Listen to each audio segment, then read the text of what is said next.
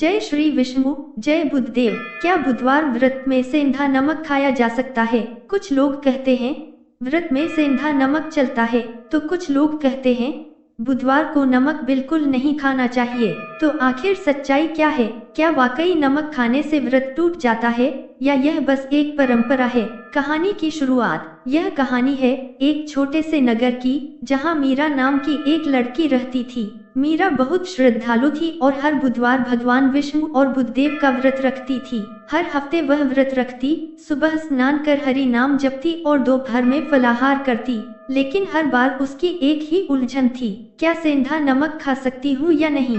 एक दिन व्रत वाले बुधवार की सुबह जब मीरा फलाहार तैयार कर रही थी, तो उसकी दादी रसोई में आई और बोली, बेटी आज नमक मत डालना, बुधवार को नमक वर्जित होता है।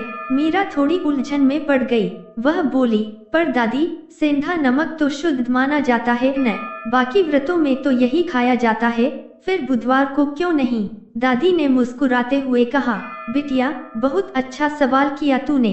देख, हर व्रत का उद्देश्य अलग होता है। बुधवार का व्रत केवल उपवास नहीं, यह संयम और मौन साधना का प्रतीक है। यह व्रत भगवान विष्णु और बुध ग्रह को समर्पित है। दादी ने आगे बताया, शास्त्रों में कहा गया है, बुधवार का व्रत वाणी और स्वाद दोनों का संयम सिखाता है। सेंधा नमक भले ही सात्विक है, पर नमक का स्वाद जीभ को उत्तेजित करता है और व्रत का असली उद्देश्य यही है कि इंद्रियां शांत रहें, मन भक्ति में स्थिर रहे।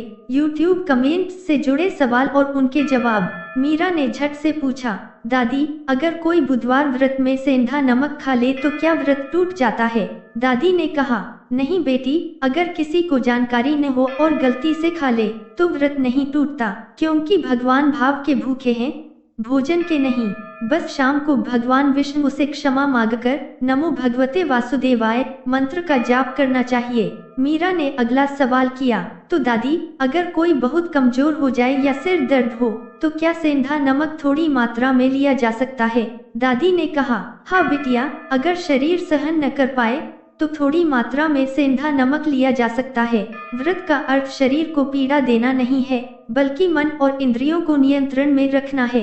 मीरा ने तीसरा सवाल पूछा, क्या बुधवार को सेंधा नमक खाने से बुद्धदेव नाराज हो जाते हैं? दादी हंस पड़ी, नहीं बिटिया, भगवान नाराज नहीं होते। बुद्धदेव ज्ञान, संयम और सरलता के देवता हैं। अगर तू नमक छोड़ती है तो तेरे भीतर की सादगी और भक्ति बढ़ती है, पर अगर तू नमक खाकर भी मन में पवित्रता रखती है तो तेरी भक्ति में कोई कमी नहीं। दादी ने कहा, बुधवार का व्रत स्कंद पुराण में वर्णित है। इस व्रत में सात्विक फलाहार जैसे दूध, दही, फल, गुड़ और मूंग का सेवन किया जा सकता है, पर नमक और तामसिक चीजों से परहेज की सलाह दी गई है। यह परंपरा केवल शरीर को नहीं, मन को भी शांत करने के लिए बनाई गई है। मीरा ने गहरी सांस ली और अपनी थाली देखी। उसने सेंधा नमक साइड में रख दिया और कहा, आज मैं बिना नमक का व्रत रखूंगी, क्योंकि मुझे स्वाद नहीं, श्रद्धा चाहिए। शाम को मीरा मंदिर गई, भगवान विष्णु के चरणों में फूल चढ़ाए और मन ही मन बोली, हे प्रभु, मेरी जीभ शांत रहे, मेरा मन आपके नाम में डूबा रहे। उसके चेहरे पर अद्भुत शांति थी। अंतिम संदेश, भक्तों, बुधवार व्रत में सेंधा नमक खाना या न खाना पूरी तरह आपकी श्रद्धा और परंपरा पर निर्भर है।